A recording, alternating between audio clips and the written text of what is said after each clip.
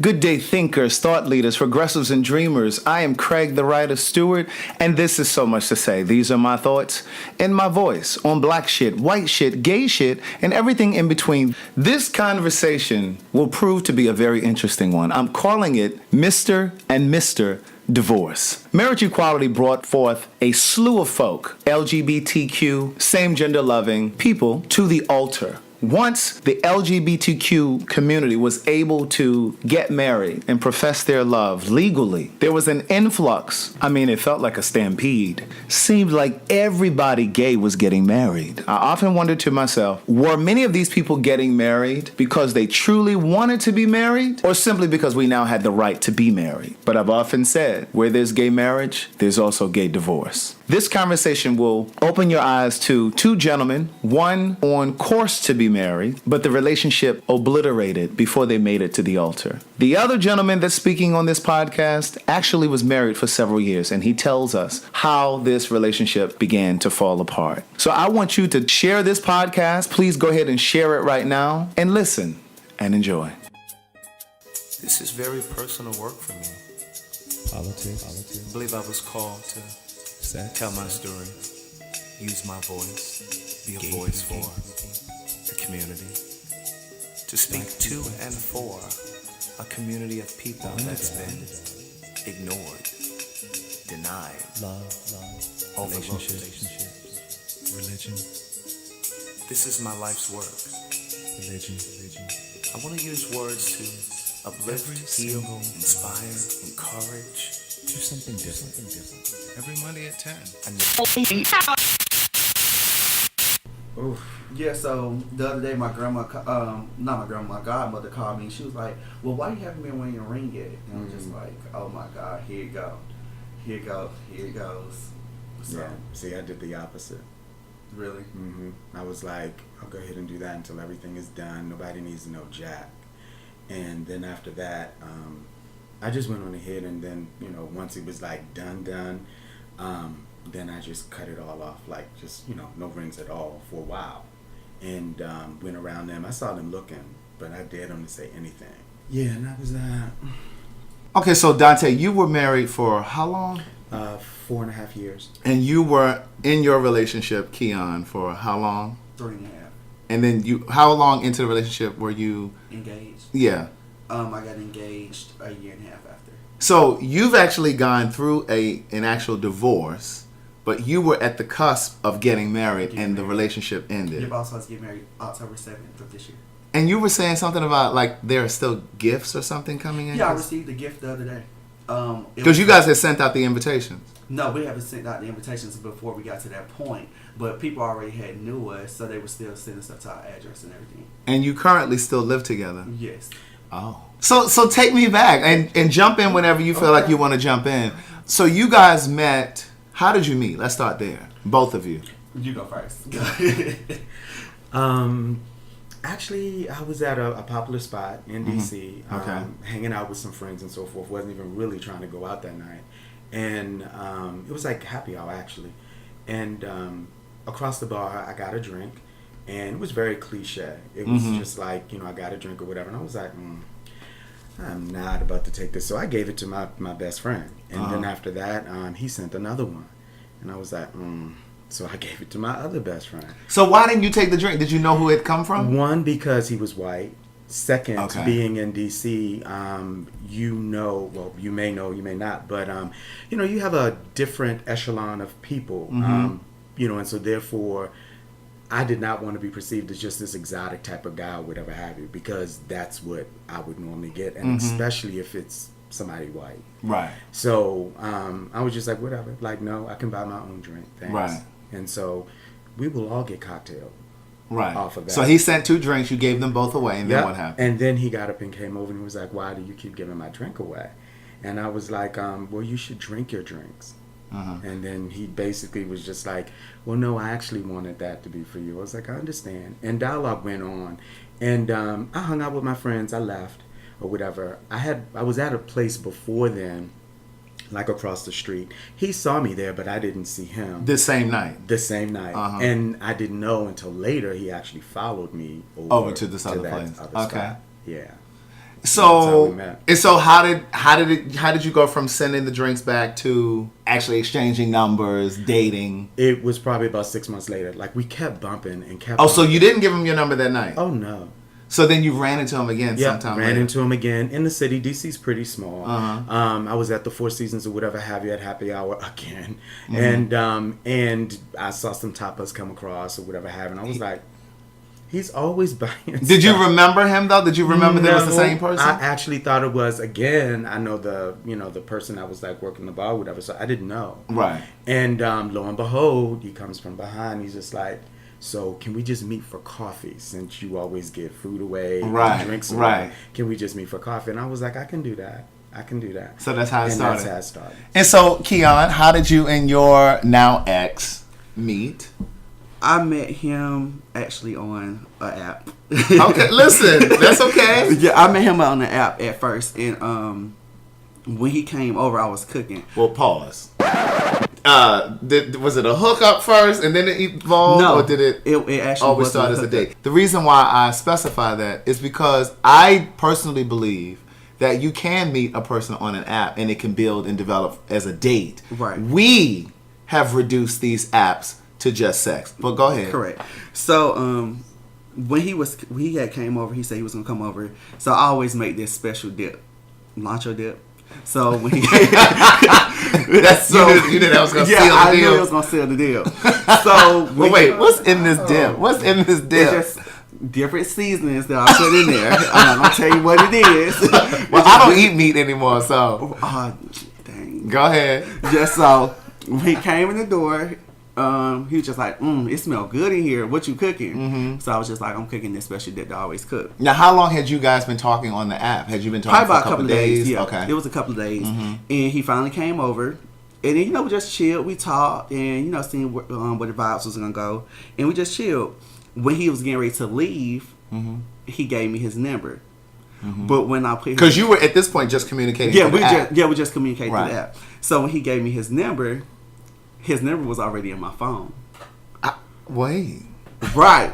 So going back. And Dante, you can jump in this conversation. We just having a conversation. Okay. Right. So going back, I used to always see this number in my phone, and I was like, "Who is this person?" So you be looking through your call Yeah, directory. going through my call. I've had that. And I'm like, "Who whose is phone this number is this? person?" Yeah. So I always save a person's number so I can remember. With some Yeah. sort of an association. Right. So I kept thinking, I was like, where do I know this number from? Where do I know this number from? So it took me a couple of days. It To did. figure it out. But I never told him that his number was already in my phone. So how did you get the number from before? How did you? And that is the question. Right. Right. Going back, I was fast in high school. Oh. So I met him in the passing in high school. So this was years ago because you ain't just get out of high school. Right. This was years ago. I mean, no shade. I'm just, but you were not 18.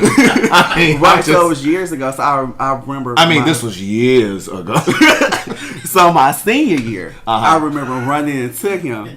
You shady. All the way. He real shady. All the So my way. senior year, I mean, you remember had running- had this man's phone number in your phone for So mind you, a decade. I've been having this number for 13 years. Right. Right.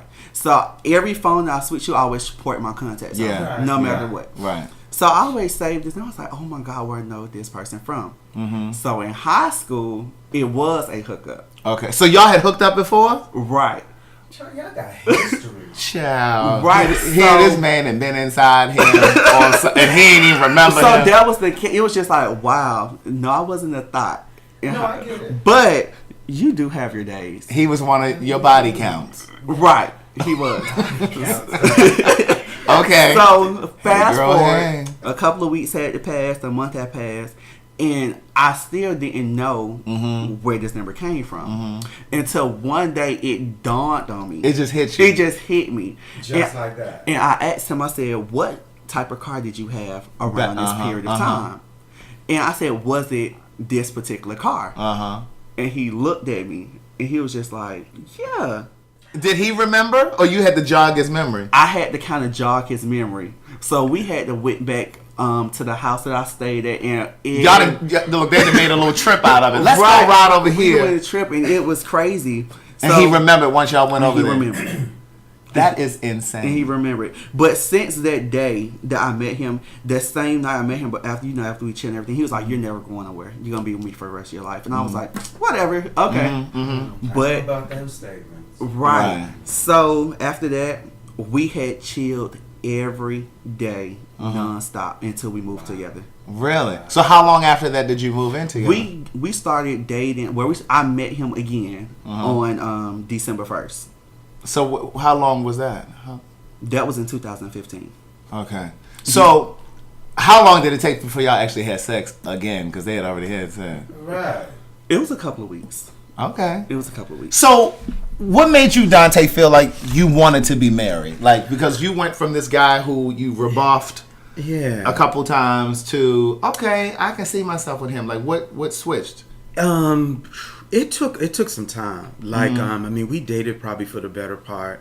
But the chase was like 6 months to a year. Then after that, I would say like the actual first date was, I mean, it was a while. It was almost like almost 2 years later. Okay. Had you dated interracially before? Oh my God, I've always. So, Yeah. because earlier you said that you didn't want to be like this quote unquote fantasy creature, if you Right, will. right. But it wasn't that you hadn't dated a white guy before. Well, I'd never ever dated a white White American. guy. Okay. Yeah, But you had yeah. dated interracially. Okay. Exactly. So, yeah, I mean, it took some time. I would say probably about maybe like a year, 2 years. So what something like changed for you? Like what? I actually like got to know him a little Okay. bit more and more. And he allowed himself to be very, very transparent, and so forth. And he didn't seem clingy. I really don't like clingy. So, Right. he seemed open and so forth. And he seemed like he had like good relations with family and all of that or whatever have you as you checking out my hands. I am looking at your hands. Oh, okay. Go ahead. I was Okay. just noticing your rings. Oh. But so wait. Oh, okay. So are you were you dating other people at that time? Oh, yeah, absolutely. Because you weren't really sure about him yet. Yeah, wasn't You were even dating sure other about people. him. Actually had my eye on a guy that was actually in Chicago. Really? A brother who to me was like really, really cool. You know, the whole 9 yards. He's a professor, you know, and so forth there. Smart, intellectual, the whole 9 yards of that. And well traveled. But it dissolved. Or had you just kind of become more interested in the guy? that you Little ended up by marrying? little, it was like, okay, how many times I'll keep one flying back and forth Chicago. to Okay. Chicago from DC, and he's right here, and let's see. And I told him about the guy one in Chicago, uh-huh. right? And that was really like that. And then he sent flowers to my office in Georgetown, and so forth, and they were like my favorite actually. So it was like little things like that He kinda- kept doing little things Right. here and there and so forth or whatever have you. He wanted to come to my house. I was like, no. Right. He never tried to push up on me sexually Right. either. Now, how long did it take before you became intimate? Oh, well, that was I would probably say after I decided to say, okay, yeah, we could do X, Y, and Z, I would probably say probably about 6 months, I would say. So 6 months total time that you had known him. Yeah. If he were here telling the story, he would say he knew from the moment he saw me. I didn't feel that. Right. Yeah, I didn't, because I had to feel it out. I had to process it. And so how long after that point did you guys start having conversation about being married? Again, he pushed that too. I wouldn't say push it. He presented that. Right. And it was just like, this is something that I've always wanted to do. Well, in my mind, I'm not dating you 9 times out of 10 unless I feel as though like it could be something, Substantial, right? yeah. And so I've always believed and know myself to be relationship oriented, marriage on to that. So had you wanted to be married prior to that? Yeah, always did. I mean, we got married before all of the legalization and all of that. Right. We flew to Hawaii or whatever Okay. have you, did it in Maui, 4 seasons there, did it up the whole 9 yards. Uh-huh. And it was cool, Right. So Keon, you and your ex were talking about marriage how long after being together? And had you always wanted to be married? Had you thought about being I married? had thought about being married. Like I said, we got together, December 1st, we started talking. We moved together in October of the following year. And we were engaged February of the next year. Okay. For me, it was January. Wow. So had you guys been talking about being married? It had came across. He was just like, "What would you do if I ever proposed to you?"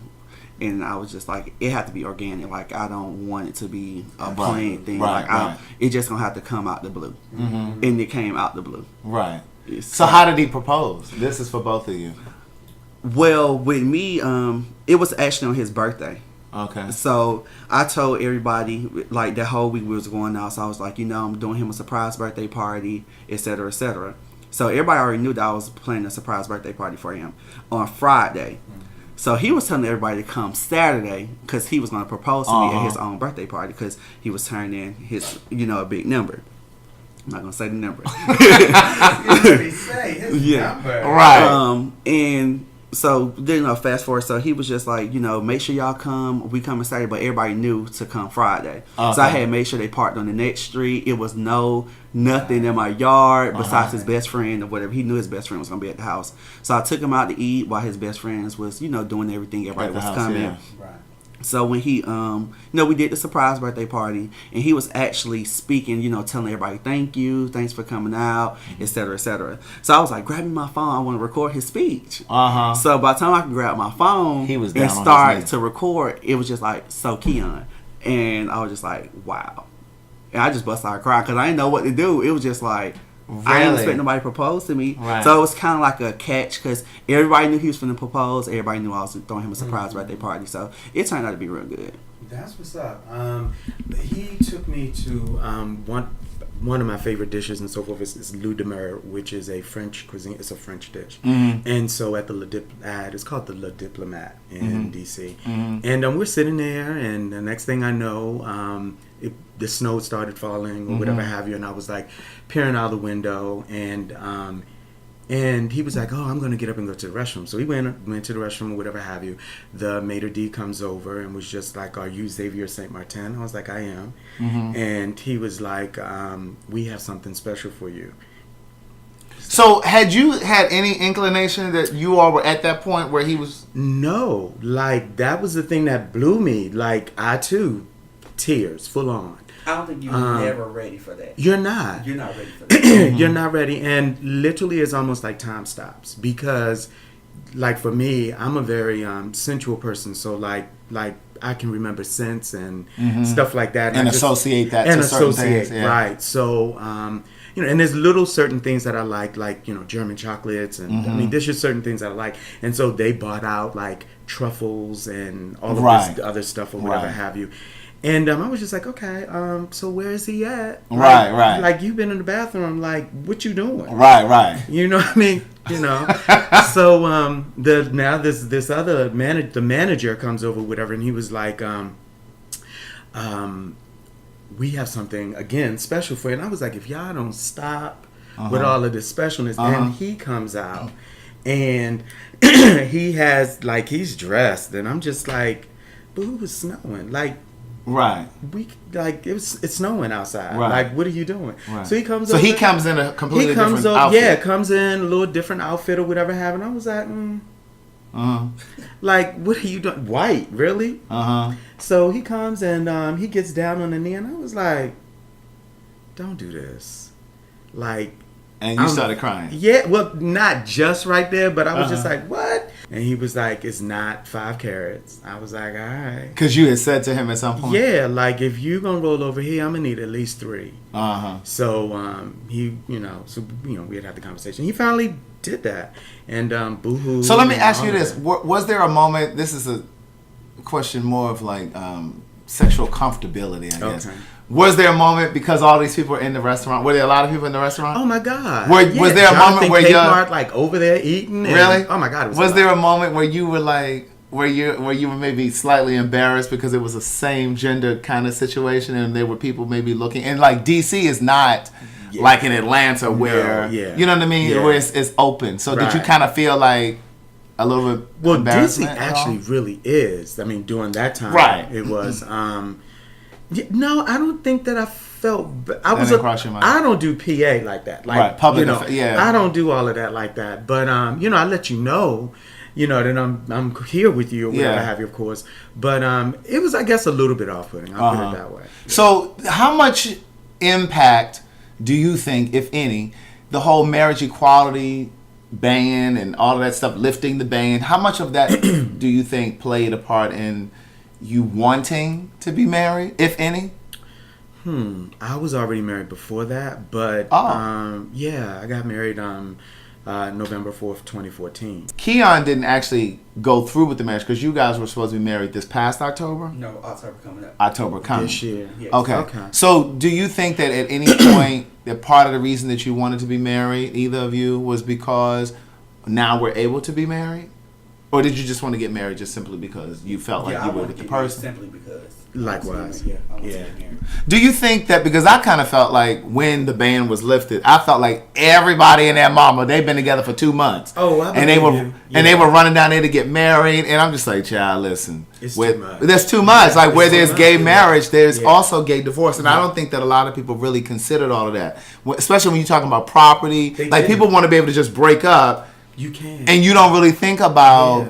Oh, I'm gonna need alimony, Oh, yeah. or I'm gonna need part of your house, or I'm gonna Yeah. need spousal support. Like I don't think that a lot of people really considered all of those things. They don't. They didn't. At the end of the day, my father clearly, like, we had to have a conversation and so forth with the family attorney about prenup. Like, So you guys had a prenup. Oh, absolutely. Yeah.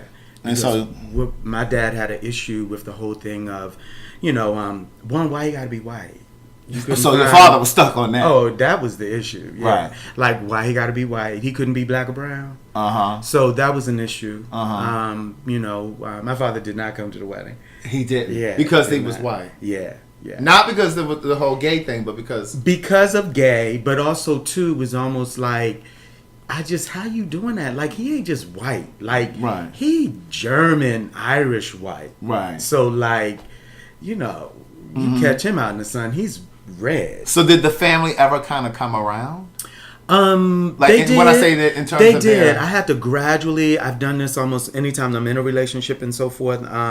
Everybody don't go home to meet and Right, read and right. all of that. We not on the social committee like that. Right. But so I gradually bring them around and so forth because I got some uncles that them jokers are double dog crazy, Uh-huh. and they would be like, so you like backdoor action, and then I got to come and I got to break all that diffuse up. that. Yeah. Where are you from originally? I'm originally from DC. And you're originally from Atlanta. Miami. Miami. Okay. So when did the relationship take a turn? And this is for either of you to just jump in. When did the relationship take a turn? Because Keon, you guys were together for how long before you got engaged? 1.5 years? Yeah. And total, you were together for 3 years? 3 years. Mm-hmm. So at what point did you feel like, okay, when I say you, I mean you and he. Okay. When did you feel like, okay, this is not going to happen? Maybe we're not ready for marriage. Did you immediately think perhaps you should just stay in a dating relationship, or it's over altogether? Going back, I think it was more so of just everybody was saying don't rush into it, and I think we kind of didn't. We met prior to it, but I don't think we fully got to know each other until we actually got together. So it was just like little small things, attitudes. So why would you say that? And I want to hear the rest of that. But why would they say that you didn't really get to know each other? Because people listening would be like, "Well, bitch, y'all were together for 1.5 years. Like, how? I mean, what?" Right, but when you meet somebody, you're talking, but you don't fully know someone until you move together. Oh my God, so true. You don't fully know somebody until you move together. Yeah. So once you move That together, breath in the morning, everything, all of that, you gotta- nothing like all of that. you have to, right? So Yeah. just actually getting to know him. Now he is a good person, Uh-huh. but it's just certain things just don't mix with certain people. But what would have happened had you gotten married? What would have happened? So was it enough to be a deal breaker? It was. So Just- so tell us, because you haven't told me anything to call it off yet. Um, Look, I'm 42, Stand so out. you haven't said anything that doesn't sound fixable. I believe everything is fixable, but at the right time. Okay, This so is what? not So the he time was right staying now. out. Okay. Just staying out, attitudes, not being on the same page. Attitudes like what? Like Just just moody. so? basically. Is there something that you can pinpoint and say, on this day I decided this wasn't going to work because whatever? Or was the it day more I of took a... off my ring and stopped wearing it. What caused you to take off your ring? What made me take off my ring is we had argued for probably like 3 weeks straight. Just about ancillary things. Just everything. Y'all had tension, baby. It was real tension, Yeah. real bad. But what was underneath it? Because I believe when you argue about small absolutely things right. like that, there's There's something a larger. disconnect somewhere. Yeah, there's something under it that you may not have uncovered. I think maybe a cheating point at one time. Oh, now Right. we getting to it. Right. Now we're getting It to was a it. cheating So point at one time. hold on, Okay. beloved. So who cheated? He or you or He. both? Because I'm faithful. I love. So you didn't You gotta cheat stop after. playing with the people. So you didn't cheat after you found out he cheated? For a long time. That no. pregnant pause says yes. I did. Okay. But it wasn't more so of a sexual cheating. It was more so. Now you're trying to qualify it. It was more so of an entertainment, which 2 wrongs don't make a right. And I will No, also but add to I that. understand that though. You understand that? I do. because when But I will also add that when cheating to me is anything that you would not do in front of your partner. correct. And that's not just sex. Come on, somebody. Now you're Yeah. picking up what I'm putting down. Go ahead. Right. So I started entertaining someone, Uh-huh. and this person. I'm gonna need you to clarify. Because communication is our partner, clarity is our friend. Right. Yes, this person, I had been communicating with this person for months. Oh. Right.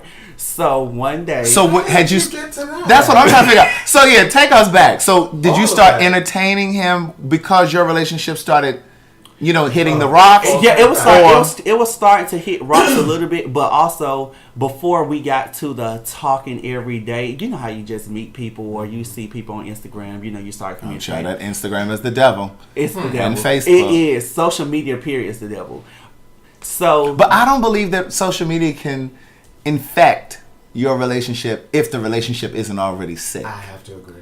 I agree with that also. So did you guys consider going to counseling? Like before all of the stuff started happening, but like did you think, well, maybe we should do premarital counseling, either of you? I did. You did? We thought about it once we started like going to like wedding shows and just doing different things. We was like, okay, well, we may need to go to marital counseling. We need to go there, but it never got to that point, so we never went. Okay. Since my husband was not really, he said he was a Quaker. I didn't really know what all of that meant other than Quaker oatmeal. So He said he was for a me, Quaker. he said he was a Quaker. Okay, Quaker. So I was like, oh, okay. He was Uh-huh. like, so we don't lie. And I was just like, he said, so we don't lie. that was the lie. Uh-huh. So I basically was just like, oh, well, we still need to have some form of it. And so I sought out a therapist and so forth because I was like, we need to be able to make sure that we're on the same page. Yeah. What is expected, where we at with this, that, and the third or whatever.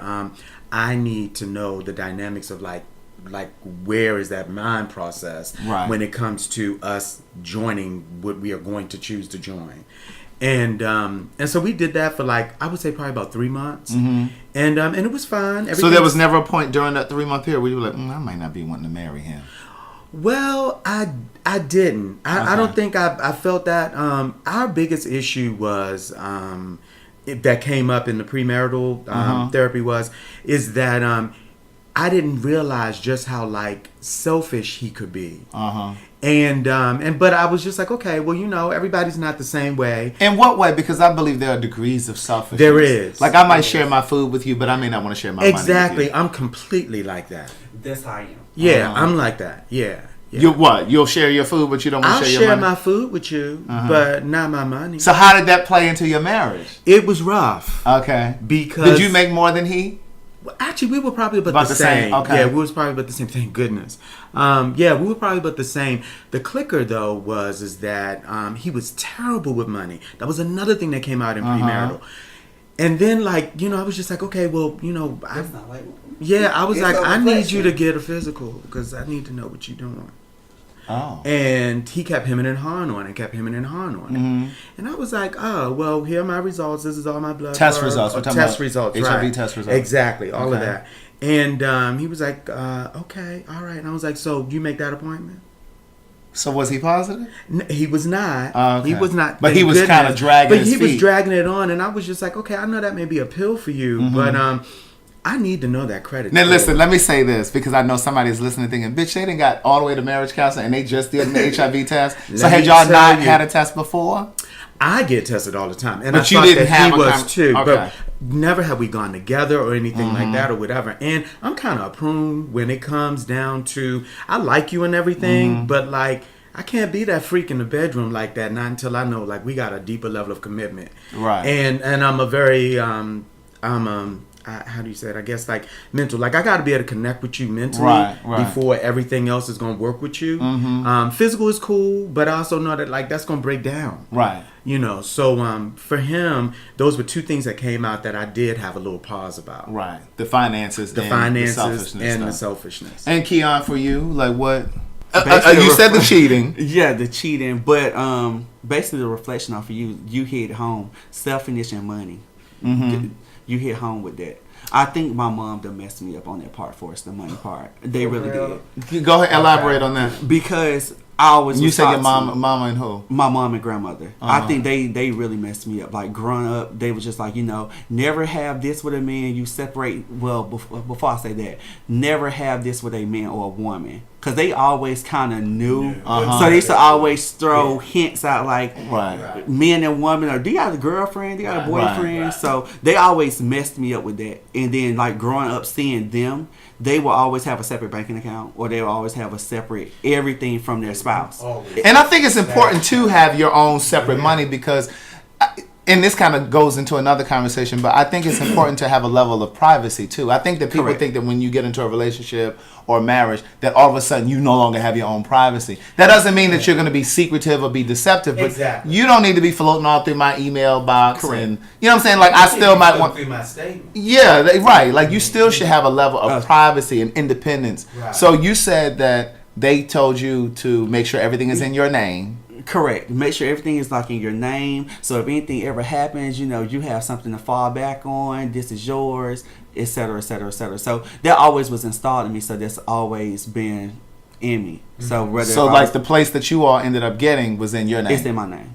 Same thing here. So now that the relationship is on the outs, because like I said earlier, you guys still live together, but Correct. everything is in your name. And Correct. so your parents, your mom and grandmother basically said that this is a safety net This for is you. a safety net. But I would say that that's a defense mechanism. Why? It is. Because- I had to learn that. Yeah, because they're really anticipating The breakup. the breakup. breakup. Now, Correct. some would argue that a prenup is the same thing, but I say all the time because I do go live on my Facebook Tuesday through Friday, 9 p.m. Eastern Standard Okay. Time for those of you that are listening that do not know this.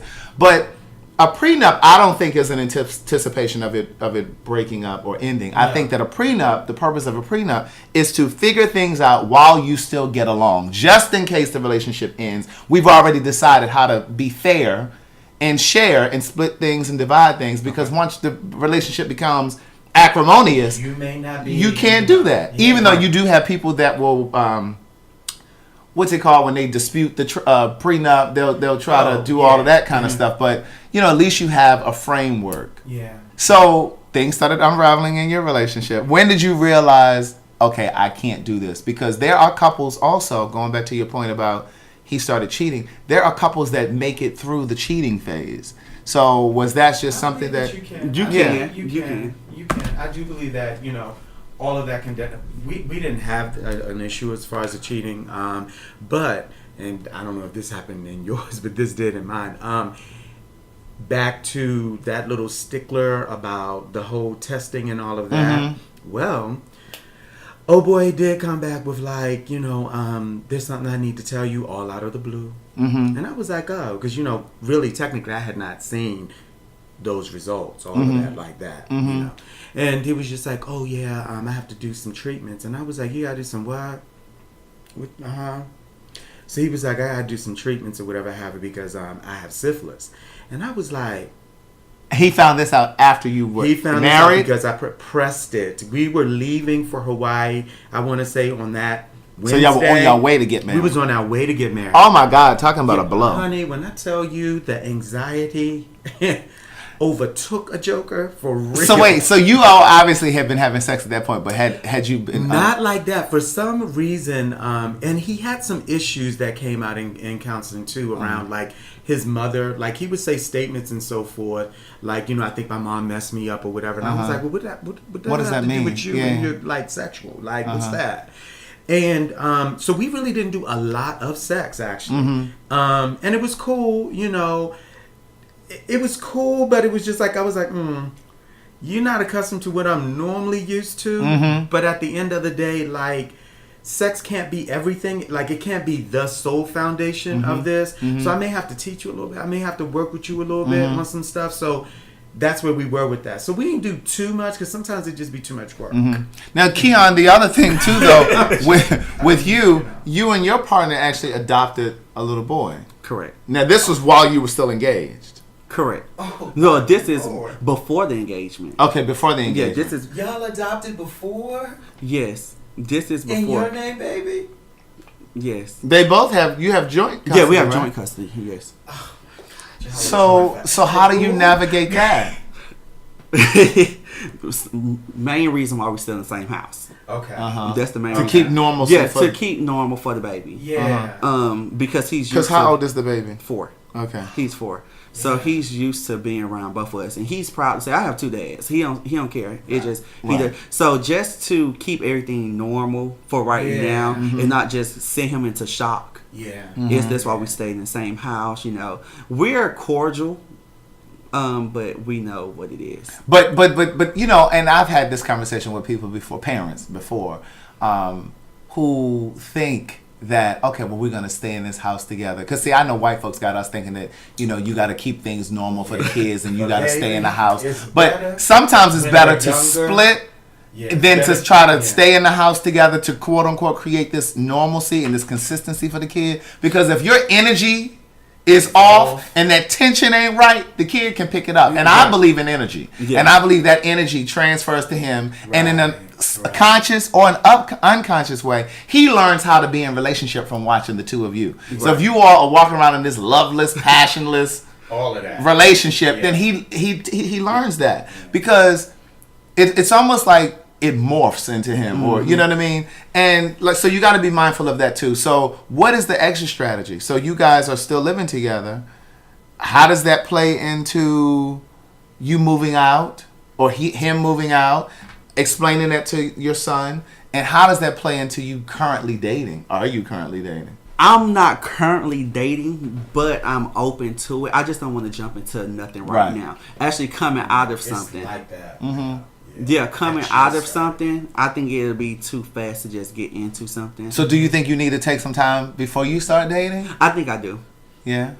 I think I do. Absolutely. I think it's I a do. must. Yeah. Because it's just too much. It really is too much. Like some days, you still go through, oh my God, this is really finna happen. Right. And then you trying to go through, oh my God, this is still happening, but you entertaining somebody else and y'all dating. It's just like. So is he dating someone? Not that I know of. Uh-huh. Not that I know of. I mean, we still talk. Hey, how you doing? We have cordial conversation, but that haven't came up as I'm seeing someone. So when was it? When was the finality of the relationship? Like when was that? Like when we actually had we knew. Okay, we had been saying, okay, well, this is not gonna work. We had been saying, but we really, really had a real conversation probably about 2 months ago. So did you move into a separate bedroom, or did he move into a separate? Or you still sleep together? Let's get to it. We do still sleep together. So y'all haven't had any lonely nights in Georgia? Where his hand may have slid to your side of the bed or his leg may have touched yours? Maybe once. But I'm a firm believer, once something, like I know, it's just like, okay, it's dead. Don't touch me. And it has been nights that, sometimes you want to. You needed the comfort of a man. Right. But you like, okay, snap into reality. Go take a shower, go do something, go do jack off. right. And then it gets back to normal because once you release this, everything is back to normal. So when did you know though? Because I don't really think we explored it. How did you know though for sure? Like we cannot get married. Was there ever a conversation where you both said we ain't getting married? Yeah. It was a conversation. But was it in a heated, in an argument, or was it? It just was like a once. I can't do this. It was once a time that we were in a heated argument, and it did come up. But then once we got level-headed weeks later, it was just like, okay, we'll see where it goes. We tried over and over, and it was just like, you know what, it's not gonna work. So all of this decision to not get married spawned from him cheating. Yeah, and then me entertaining. Uh-huh.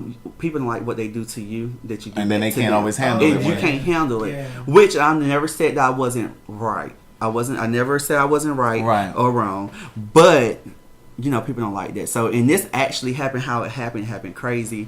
But once that happened, we tried after that, and then it was just like, it's no trust. So Right. with no trust. So at that point, did you think to go to counseling? No. So what would have happened had you gotten married? If I had gotten married, we would just had to work through it. Because it's, So why not work through it now? Like, is it not? Is the Because marriage the? my mind is set now.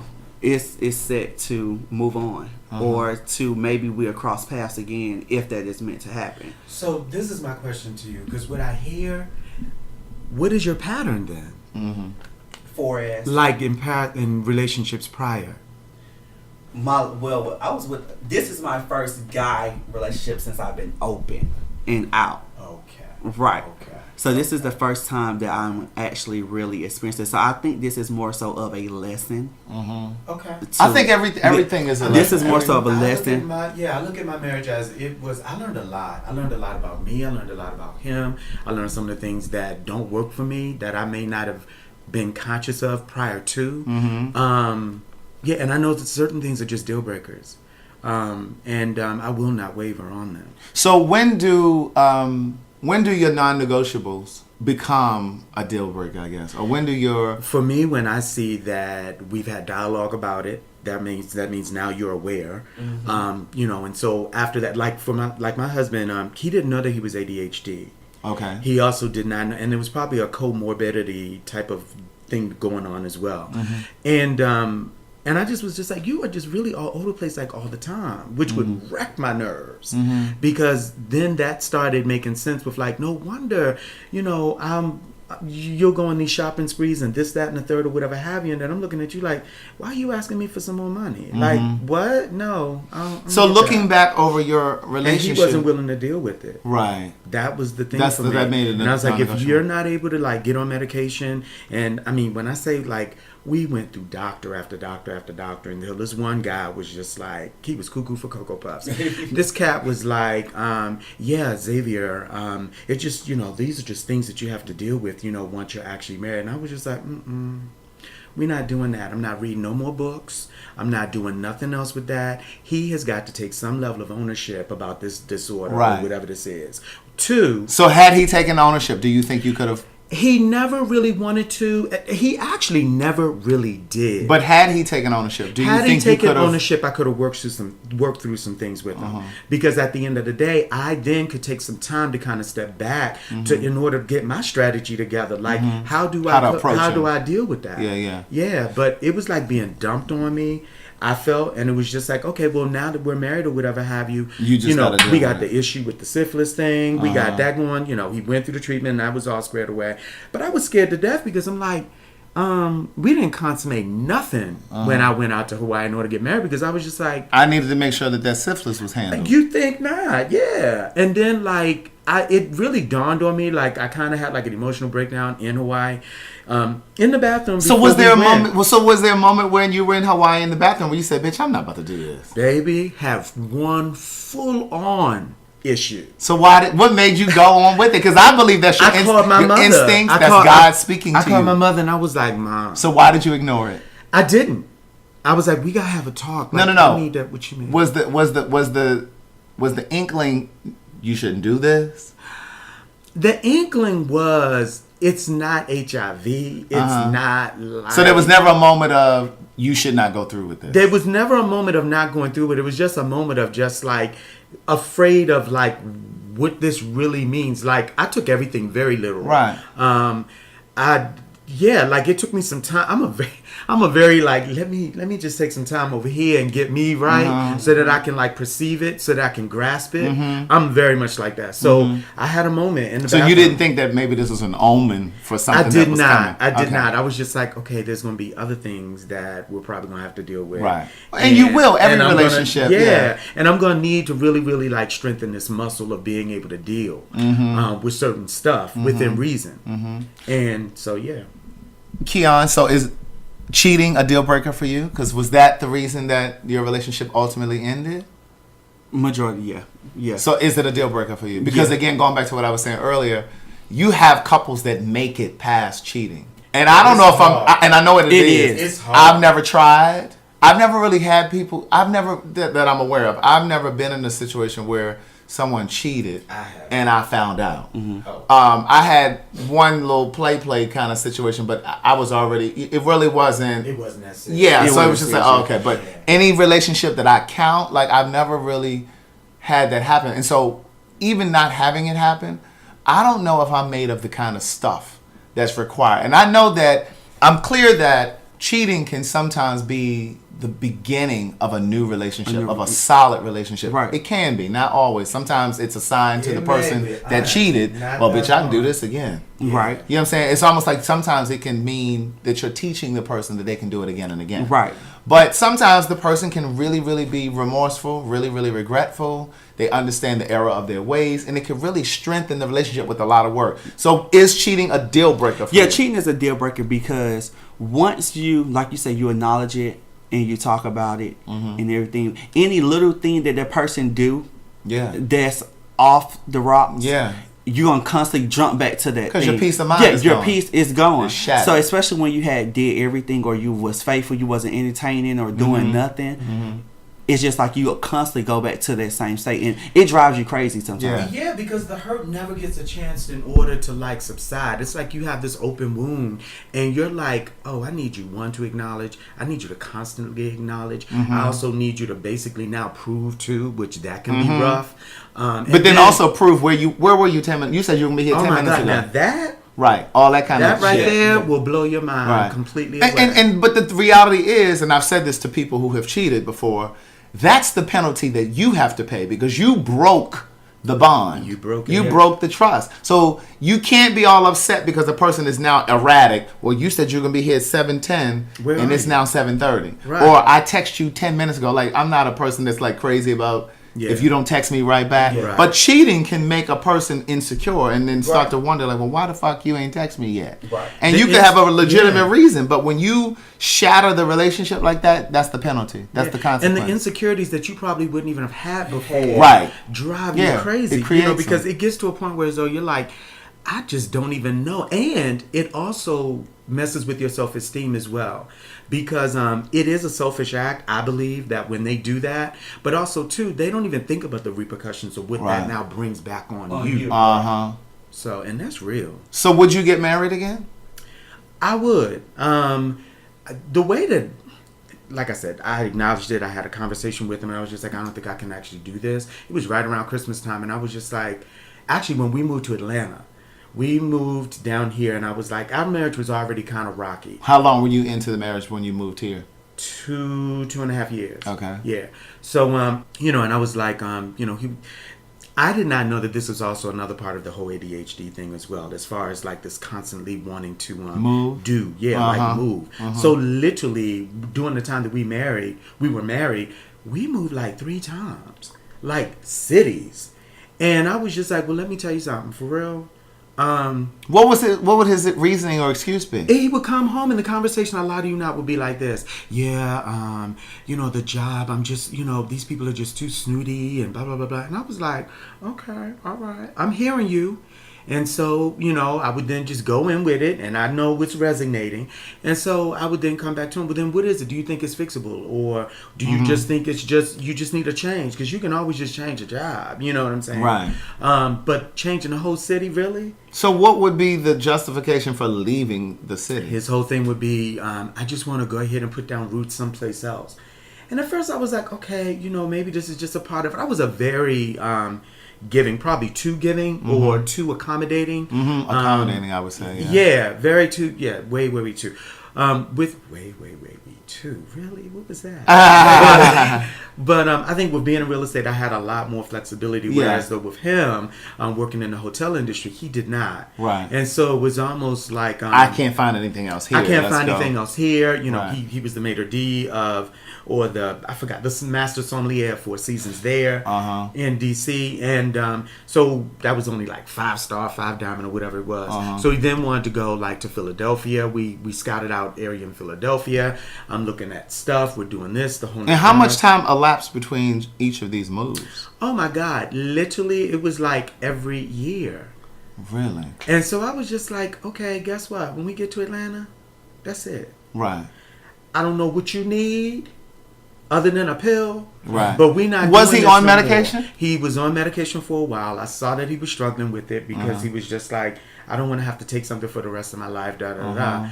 And I was just like, okay. That's what part of what mental illness usually tells the person. Yeah, too. yeah. And so I then started coming up with like natural things like buttered coffee, which is like organic butter and the whole 9 yards of that. And they do this in the morning, whereas though it kind of stabilizes them, balances them, right? yeah.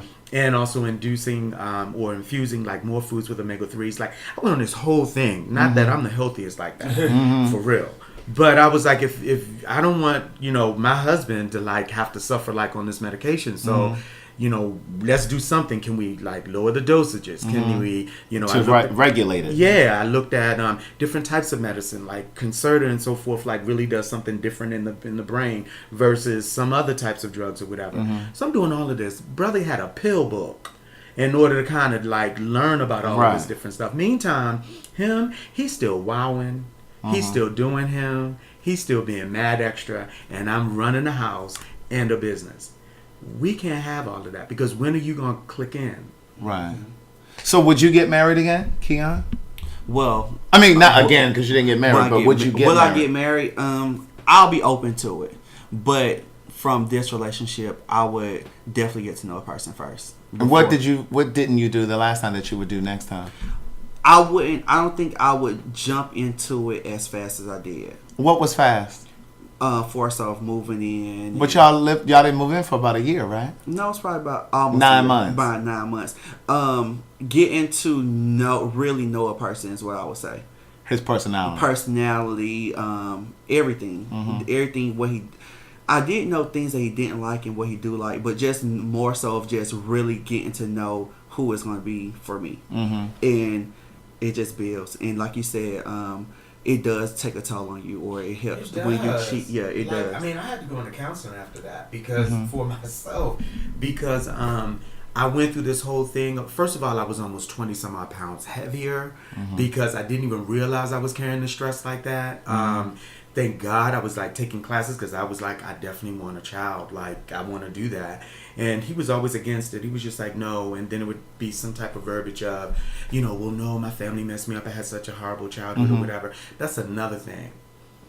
We all have our different stories and so forth, but if you're dating somebody and that childhood was completely twisted, busted, and all the way messed up, yeah, baby, a person's like whoever you're in a relationship they're a product with, of that. Yeah, whoever you get into a relationship with, their childhood, your childhood is going to show up in the relationship. Yes. That's what I was saying to you about your son. Yeah, just like you were saying it, when you was talking, I was just thinking about it. We do come back, like our parents have two different backgrounds. Yeah. Like my parents been married 20 plus years. Right. His mom and his dad had probably about 6 marriages.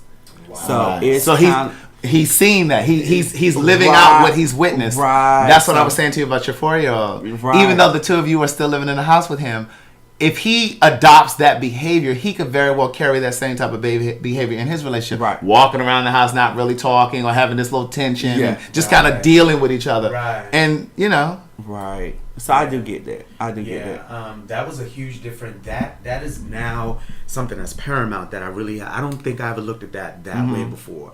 Because I know for me, like both of my parents, they they got a divorce, and then they both got remarried, and then they've both been married now for whenever, however, it's a long time. But for me, I never wanted to even go through all of that, and so I kind of like learned to like do the opposite. My parents, I think, were great teachers for me because I did the opposite. So from them, but some of the things, you know, but him, my ex-husband. But it sounds to me like with both of you, what I'm hearing you say is fundamentally, you both were different from these people that you found yourselves in these engagements or marriages to. Right. Well, I think that you almost have to be different. I think personality can be different. I think interests can be different. But I think your fundamentals I think need to be not be matched, but I think they need to be very similar, parallel. Yeah. You know what I mean? Because I mean, It does. Yeah. I've been in situations like that where I've found myself in relationships with people who we had different values. We had different core values. And that's ideas really for how the it. relationship should move. That's it, Craig. That's really it. Like for him, he was never spiritual. You're talking about I sing, you know, I play. I mean, like I'm really this artsy kind of guy. Yeah. Even though, like with him, he comes across as being artsy. Like he makes these crazy meals that would drive me so crazy. He could cook well. Oh my God. He was a sommelier, so you know he knows about all these different wines and all of this other stuff or whatever.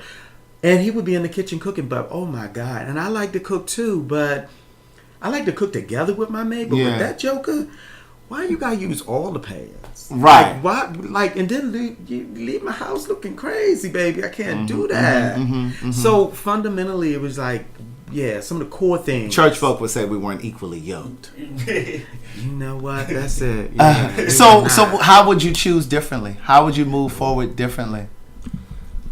In a partner, like what qualities would you look for in the partner that perhaps you didn't pay attention to before? I'll start. You gotta have. Okay, go ahead. You gotta have communication. You gotta have spirituality. You also have got to have a pretty good sense of who you are. Not that you know yourself entirely, because I don't. I think every day we're growing. But still, we're all growing. Yeah. So like those are 3 things that like I really need, because then those things foster me having trust. And if I can trust, then I can build. And if I can build, then we can grow. Other than that, I can't do it. And when you say knowing who you are, do you mean just as a human being or as a gay person or both? All of it, really. Yeah, because I can't mess with you if you closeted. Yeah.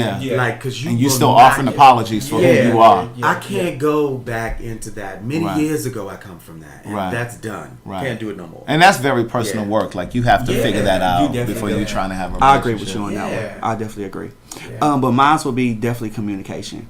What does that mean? Because people always say communication. What does that mean? Communication, more so of when you communicate. I tell people all the time, don't tell me what you think I want to hear.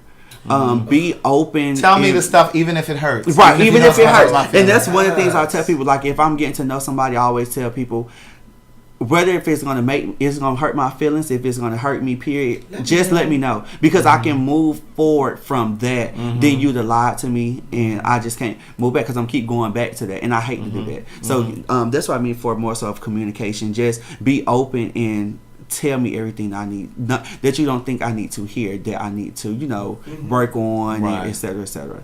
That's what I think I would do. And it doesn't even matter the method of communication. Sometimes, like, and I tried different ones with my husband, ex-husband. There would be some times that, like, if I know that I'm, like, really over the top because I'm completely pissed off, I will write to you and leave you a letter or something of that nature. And it's so, and not a text message. We said because it's important, because, and I've said this to people before, because it allows you to release some steam without becoming aggressive in a conversation, and it prevents the person from cutting you off because they have no choice but to read it, and they can't interrupt. So you get to be able to say, you're able to say everything that you want to say, and then they're able to respond to you. And I also, one of the reasons that I want them to read it is because I want you to hear me, hear my words in your voice, so that whatever those soft melodies or technical ways that you feel about, like, I don't want to feel like you're attacking me or threatening. No, because I know I can be real flip. So at the end of the day, I just want you to know, like, you take the time to read that whenever, however. Right. See, I'll text. Oh, okay. I would send a text message in the quickness, but my text messages. But see, the difference with the text messages is once I send you a text, you can send me one, right? You can send them. You can be interrupting before I get all of my thought out. But believe it or not, Craig, if we're having a disagreement or we're not together, or if like he went and had his time, I had my time, we will send each other a text message, and it will kind of, once we get back together, okay, so now this is what I was trying to tell you. It will help to a certain extent, Right? And I mean, it depends. Every relationship is different. It did help to a You have certain to define extent. it for yourself. Because I caught myself, and I have caught him. Like if he feels some type of way, he'll leave. Or he'll go out shopping, do what he needs to do. Baby, And that right there. Leaving while there's a disagreement. If there's a disagreement or something like that, you can definitely leave, because you can leave, but if it gets to the level of like avoidance, that's gonna be a problem. Right. Like, I'm gonna need you. If it's too hot in the kitchen right now for you, say, look, it's a little bit too hot. We're gonna have to hit this a little bit later. But actually have a point at which you There come you back go. to it. There you Don't go. say we're gonna And come back that's to how we it, have been. and you don't really have intentions of coming back to it. Exactly. Yeah, we have been that way. We have been that way. It never was a avoided situation. Yeah. But we always like I said, text message and believe it or not, a song. You would be surprised that a song. You'll send him a You'll song. sing a song, and then it This will. is how I feel or Yeah, something. it will reflect, and then once you kind of calm down and go through the work day, then you get back home, and then you kind of just talk about it. Yeah. So Yeah. there are instances where some relationships start off extremely smooth, and then you hit these bumps later on, because you're always going to hit bumps, because I believe that relationships are a mirror of who you are, and it's a reflection of who you are. And in a lot of instances, the areas where you're strong, there may be weaker, or vice versa. So there will always be things that come up. It may not be syphilis on the way to Hawaii, Baby. but there will always be things that will come up. One of my absolute favorite shows right now is called Love Is. They just ended their season, but it is so phenomenal because first of all, it's allowed me to open up my mind to things that I said I wouldn't deal with, things that I wouldn't be open to. One of the things that I've said, I mean, I'm 42 now, but there are things that I've said I would never date somebody 30 or under 30. Like my lowest was 35, and Yeah, I kind of was like that. you know what I'm saying? I was like, I can't date anybody that's under 35. But then I've had other things that I've said as well, you know. And one of my best relationships was actually like 28. Right. And see, this show is teaching me that you can have all these parameters and these guidelines. It's true. And you could, one, miss a great opportunity because you have these rules. See, there's a difference between having rules and having standards. Yeah. Correct. Standards Right. are good because they keep you safe and they keep you, you know, dating above the bar. But having and rules, they can change. and they can change. Right. But having rules, Solid. it's rigid. Point And blank. yeah, Point it's two. rigid, and it can Right. keep you in a box and it can keep you single. So watching this show, Love Is, it taught me that you can be flexible on, you know, these That's the rules word. that you have in place. Yeah. And you have to be flexible when it comes to love, because on the show, she had these rules of, I would never date a man that has children. He has to have a degree. He has to make this amount of money. But she ends up encountering this guy. They have this amazing conversation. She sees his light. He sees her light.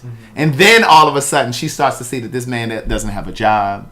He's sleeping on the couch with the ex-girlfriend. Actually, they still in the relationship, but she doesn't know this. He's But sleeping with the ex-girlfriend on a couch. he still lives with the ex because he and the ex had moved to What? California together.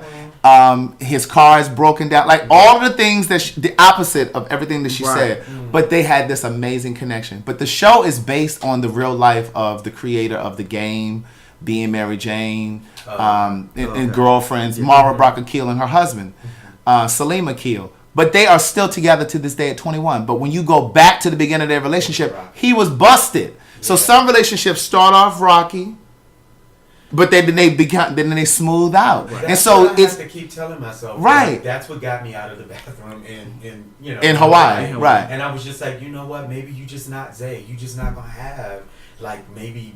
You're gonna have to have it rocky in the beginning, Right. Because you're intertwining, you're trying to fix it, Fig- grow, right. figure it out. So my question is, when do you know and how do you know if it's something that you can smooth out? And because a friend of mine said to me years ago, she said, listen, a relationship is like cabinets.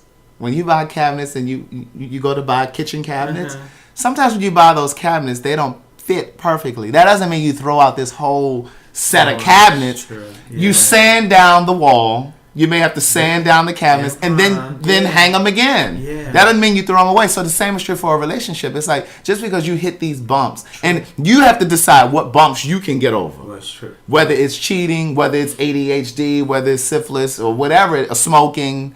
He doesn't have a job right now. Because on this TV show, again, Love Is, she saw his light, the way he made her feel. He adored her. And he had ambition. And not only did he just have ambition, but he was an aspiring writer. Because like I said, it's based on their real life. So they're both writers and producers now. They create these TV shows. But at the time, she was already writing for network television. He hadn't gotten there yet. He was 35. Mm-hmm. You know, he was broke. Yeah, he had child support. He had been married once. I mean, he was behind in his child support. Like all of the things were stacked against him. Yeah. But she saw him first before all of that stuff came out. And then she was struggling with whether or not she should stay in it or what. But he had scripts that he had written. His shot just hadn't come yet. Mm-hmm. So again, the question is, because a person doesn't look perfect on paper, doesn't mean it's not going to end up smoothing out. I agree. Yeah. Okay. Hence, that is one of the reasons that I would be open to, being married again and so forth. Mm-hmm. But yeah, I agree with you. Like, it will be a long courting type of situation. Probably. People always say that when they ain't in the relationship. When them butterflies haven't started floating around yet. I guess. No, I was. So what are the things that you wouldn't be able to deal with now? After this experience that you just had, what are some things that you would not deal with? And I know that there are women listening right now, and I know there are other gay men listening right now, and they talk all that same rah-rah. And then you might be overlooking a really good potential, because and here's the example that I always give on my Facebook Live as well. When Michelle Obama met Barack, he was not president. He was driving around in a car that had a hole in the floor of the car. Yeah. He did have a law degree, but see, he had the potential there. And it's not about you trying to dream a bigger dream for your partner, because they still have to have the ambition. Right, that's right. But for themselves, Yeah, you can't dream a bit, because what good is your hope when their hope is to be who they are? So he had the ambition. All of the making of the stuff was there, but she was already working for a law firm. Mm-hmm. And he was just coming out of law school. Right. So, but then we see what happened with his career. So you can't always because you can't date a person based on their today. Correct. You can't. For me, to your question, to your point is that I got to see where your willingness is. I got to be able to. I got to be able to feel and/or see your heart in your actions. Mm-hmm. Now, if I see that like you just got certain things that you just struggle with, or whatever it may be, I just got to see that you plugging on that. Like I'm never, because I'm not perfect. Mm-hmm. You know what I'm saying? So like, if I see that like, you just be doing craziness, you know what I'm saying, and then you don't even want to deal with it, you just here, there, everywhere, that's not gonna work. But if I see that, if you're really, really trying to like your best, and I can see that you're doing your best, but you just don't have this piece, or you don't have that piece, or whatever have you. Now that covers the ambition part, but what about the intimacy, and what about the affection? And I know you said you're not really big on PDA. I gotta be able to feel you. I gotta be able to feel it. I got to. Yeah. Because if I'm affectionate to you, and if I'm showing all this, I need to feel it back, because I'm gonna feel like I'm just giving out something, not getting. And then you'll be emotional. That's gonna turn me off. And then you'll be emotionally starved. Yeah. I mean, even in my marriage, sex got like that. Whereas I was like, you know what? The sex wasn't good. I ain't teaching nothing. No more. This is it. At the end of the day, for real, like, I need to feel like you want this. Right. And if you acting like you don't, guess what? I know many more. Will. And I say it all the time. Right. Okay. So when I have to get to that point in my mind, and that the verbiage comes out, because, that's what I'm feeling. I think it's important. I think this piece of the conversation is really about knowing your love language, too. Because everybody's not into affection. Now, I like for you to touch me. Like I like you to hold my hands, and you know what I'm saying. I like to do all not like that. Walking around, but if we all out in the streets, what you're not gonna do is get me bashed. Right. Yeah. Not doing all of that. I don't need all of that when we walking down the street. But like, home, if we in the house, we sit in the movie. But let me qualify this by saying, I'm not saying that just because I'm gay and I'm worried about, just concerned about public perception. I'm like that. Even when I dated girls, I didn't like all of that publicly. Now I don't mind when we're sitting down at the movies or at dinner or in the house where you hold my hand or you hold my leg. Like I love all of that. I love all of that. But all that public stuff, I've never been big on that.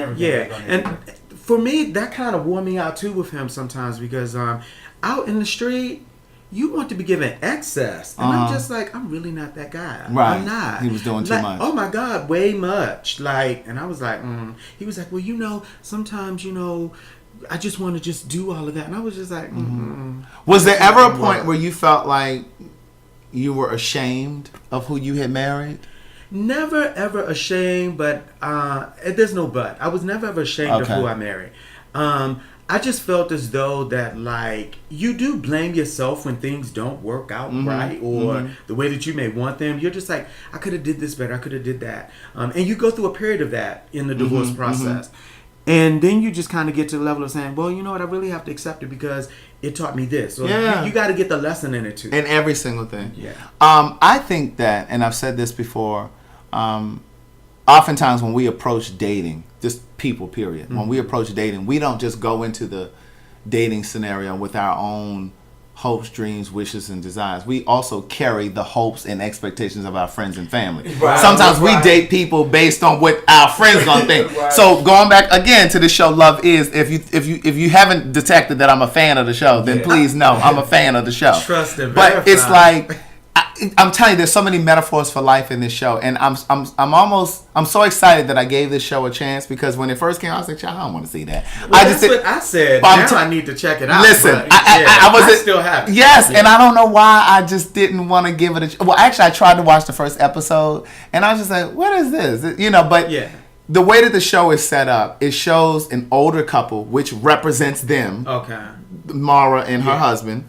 And they're basically telling the story of how they met. Somebody said they narrated. They're narrating it. But it flashes to them sitting on the couch talking about it. And then it goes back to like 1996. Like it opens in 1996. And so the music from the show is a character in and of itself. Oh, wow. Like the music drives the story. The music helps tell the story. Okay. Yes. But part of what I wanted, the reason that I brought that back up was because, again, sometimes we date people not because of what we feel about the person and how they make us feel and glow and whatever, but we like, oh, well, he doesn't have a job or he doesn't have his own house yet. But we're not, we can get past that. Like that, but we I can think, get like, past for me, I that, was but we're never thinking like about that. what our friends and family are going to think. There are people who are like that. I have to agree. I was not like that. I mean, I'll be the first to tell you that for me, it's like that. It has been like that. Now, I haven't been in a relationship in a while. Okay. So I don't know what it would be like moving forward. But I know in past, I have had moments where I was a little embarrassed to say that, oh, well, he just works at such and such. You know what I mean? Where it wasn't something that... Yeah. But again, you can't date a person... I did not date them because of that. I did date them, but I was just ashamed to have to tell people...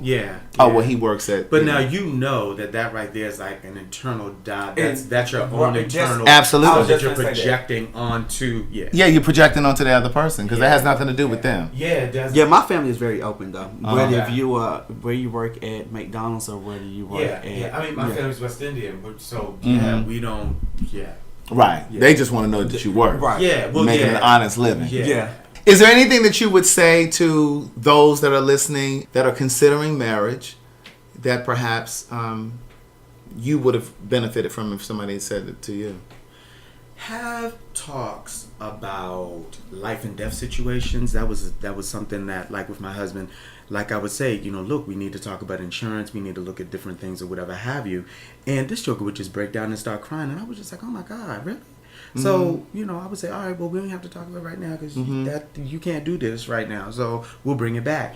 And there was this big issue. We never could get to a place of doing that. So I had to basically like prep all of that and make sure that was going to be in place for us because he would not do anything. So first and foremost, have talks about life and death situations if you were incapacitated or whatever may happen, because life will and can happen at any time. Yeah. So that's one key thing. Try to really, really open your heart to if that was you and somebody was saying to you, what you're saying to that person in order to like flex your compassion. Sometimes I think in relationships and period, we lose compassion for the other person when we have disdain about being let down over and over about certain things, whether we are imposing it or whether it's actual. And sometimes we just lose the compassion, and once the compassion is gone, now I'm just basically like throwing other stuff out the window too. I would definitely say communication, and I would definitely say try to complete a short-term goal. That's so good. Like a short-term goal, like what? Meaning, See how you work together. yes, Yeah. correct. Yeah. See how you work together before you start talking about marriage, before you start talking about kids. So what's a before- short-term goal? An example of a goal. A short-term goal is, let's say, Like a travel? A travel. Yeah, a trip. Let's say what travel. Let's say It's we're a- going to save this amount of money by a certain Right. date. All of that. Yeah, finances definitely. Right. A long-term goal. Then you'll get into that. But I think it's important to also talk about finances and how we would run our household. Those key questions. And I know you Yeah. said that you two made about the same amount of money, but there are going to be instances where there's going to be a disparity. Oh, So yeah. you need to decide, Yeah. am I going to Yeah. take the brunt of the bills, or are we going to, you know what I'm saying? Because I Right. know a couple, they've been together for years, and I know both of them, but I'm closer to one than I am the other. And the one that I'm closest to makes the least. He makes good money, but he doesn't make with his partner. Yeah. And he said, Craig, we could never expect, and based on their lifestyle, Yeah. he said we could never expect for me to be able to pay for the stuff that we do, the mortgage, Right. and because at one point they had a couple properties, and so he said we decided that what we would do is take a certain percentage from You do percentage. his check and That's how a you do percentage it. from my check. And that's what Yeah. we did. Right, Yeah. and we put that money to pay all of the bills that we have joint. So what they decided to do was they paid the car insurances together, the cell phone bills together, the mortgage and the house, the groceries and all of that. And then there was a point where they had a certain percentage they would put it in a savings account for them together.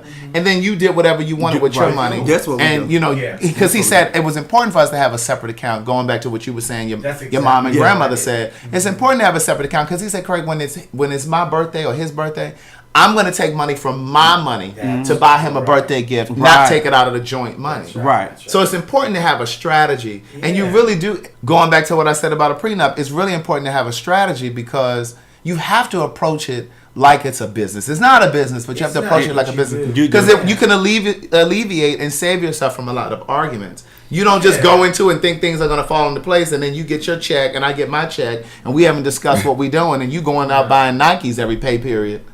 Honey, let me tell you, that operating account for the home, that's where it needs to be. Yeah. And then, he has a separate, we did do that. Even when his stuff got a little messy, even on his personal, whatever, I was like, look, I can give you some tips, but what you will not be doing is having access codes or anything that's over here on St. Martin's side. I need you to know that.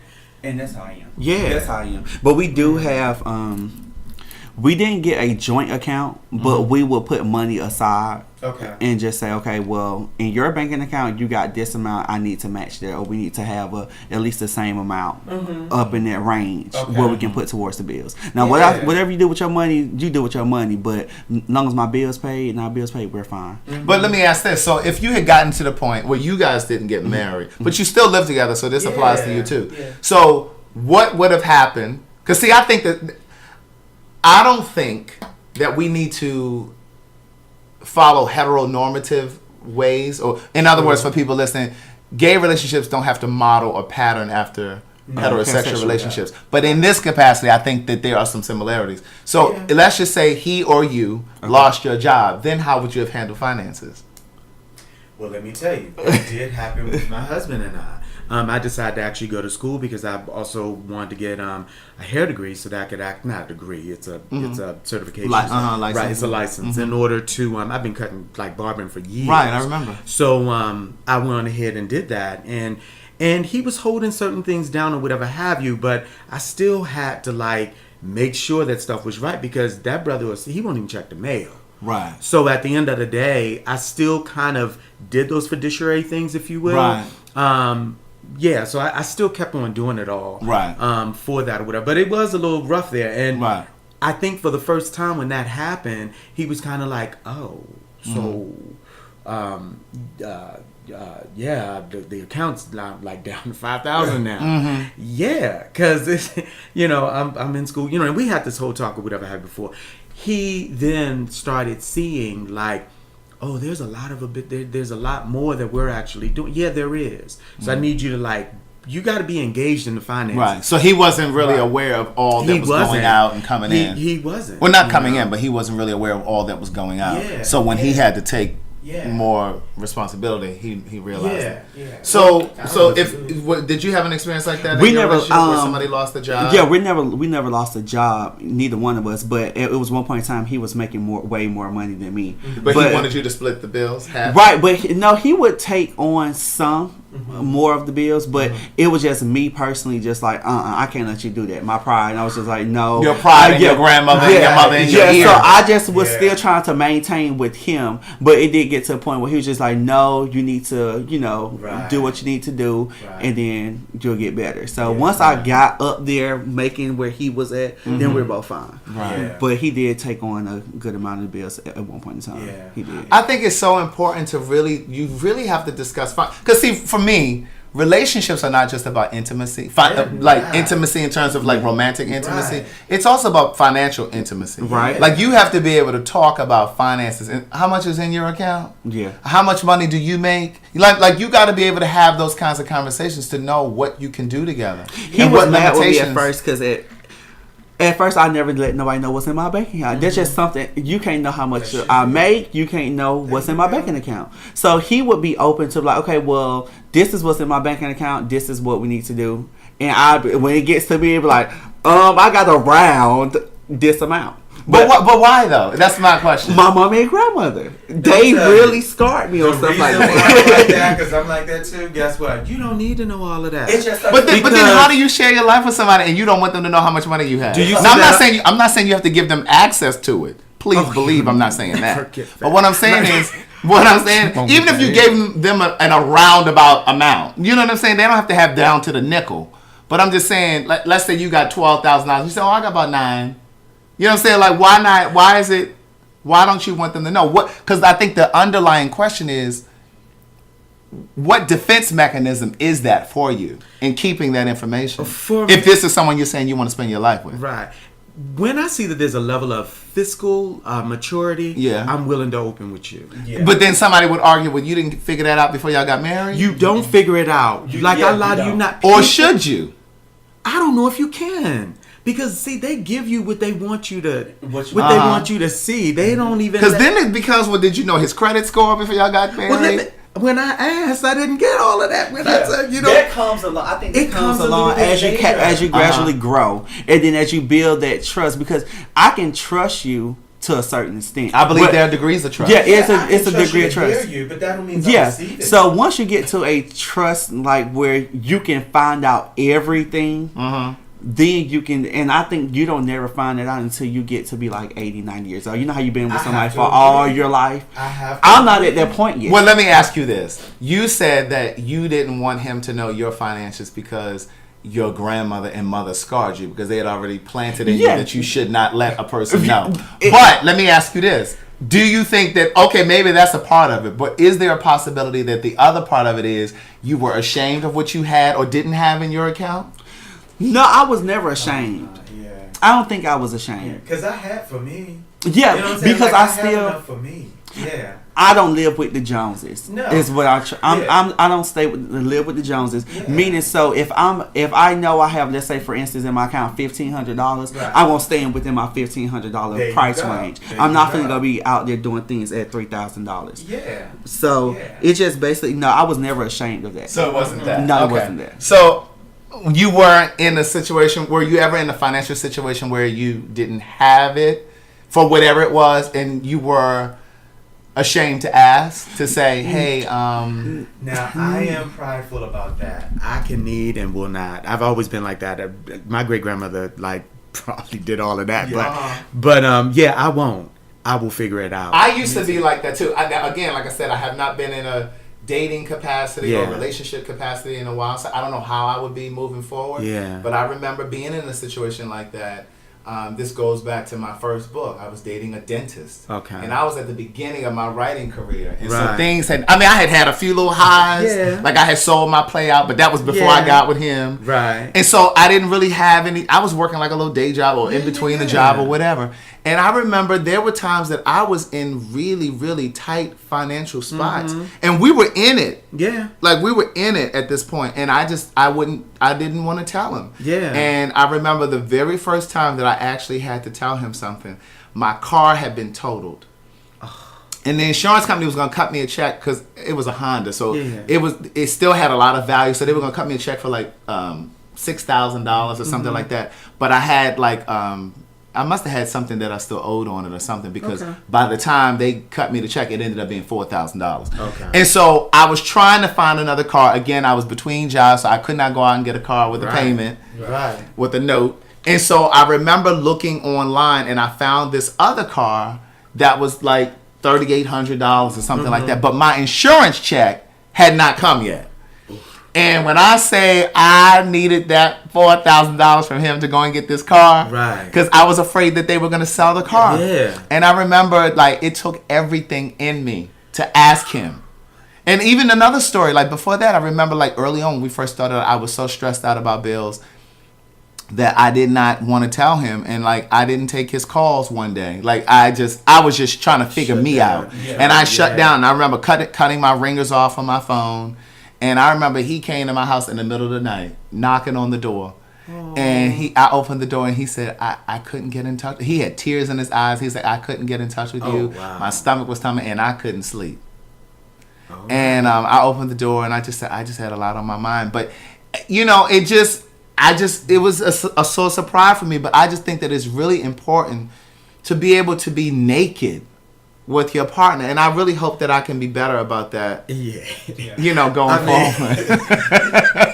Because Sonny, when I tell you, when you were telling that you story, thought about something? I was like, ooh. Right. You know what I'm saying? Yeah. And the reason that I'm saying this is because we always talk about we're this great catch and we're this and we're that, but we don't always look at our flaws. We do not. Because think about how that could impact somebody. And it does. Me being in a relationship with somebody and I can't open up, because you saying communication. And you won't even tell this man how much in your account. Right. Yeah. But that is a whole nother. You qualify now. No, that's a different level of communication. I never said I. It is. It's mature. It is. It's mature. I never said no. It's no. mature. I never said that I wouldn't tell him. I said just at the beginning stages until we get to that level of trust. Then I would tell him that. So what determines when you get to that level of trust? You define that? No, we both define it, but like I said, when we get to like our grandmother's age, that's when you can know. So I gotta wait till we 85? No, you don't have for to you to tell me. No, I'm joking about that, but we have to. I'm really joking about that. He didn't try. But we do have to get to a good level of communication. But then I go back to my question. So if you're not at that point in these areas, are you ready to have the conversation about being married? Okay. Thank you guys for listening. This has been so much to say. You know what? Can I just say this? Go ahead. He just showed out. Right. But this is the clicker. You probably can, because the initial dynamics as far as being able to like say yes, I can do this or whatever. Say yes to the dress. Say yes to the dress, to the suit, to whatever you're trying to do. Right. But at the end of the day, like, yeah, it's levels to it. It is. It's so many levels. And I think to that, and this is not a gay thing. I think people Yeah. I think sometimes we jump levels in the relationship because we get so excited, You're and we absolutely really right. don't have the tough conversations, the difficult conversations that we Gotta need to have have, because we're so excited and we feel like, oh, it's just gonna smooth out. And we get along so well, you know what I mean? Okay. And so, and then sometimes we don't want to broach a subject because we feel like if we bring it up, then it's going to become an issue, Right. or we don't want to kind of rock the boat. Right, it's true. But I think it's real. I think if what you have is sound, which is going back to the point that we were talking about social media earlier, I think that if you have a sound relationship, It can social endure. media can't rock it. Yeah, I agree. Now I agree. Now you agree? I agree. Because I done did it. I done went through it. So, but I definitely agree. Any last words, final words, or did we say it all? I think that's I said it all. All right. Well, thank you guys for listening. This has been so much to say. We are available for free each and every Monday morning at 10 a.m. Just hit the subscribe button. I don't know where you're listening right now, but we're available in Apple Podcasts, SoundCloud, Spotify, Google Play, Stitcher, TuneIn, YouTube, wherever you can listen to a podcast. Be sure to hit the subscribe button. Be sure to share this podcast and other podcasts. Please tell your friends, family, and your social media network. Thank you for listening. Be safe. Keep loving yourself.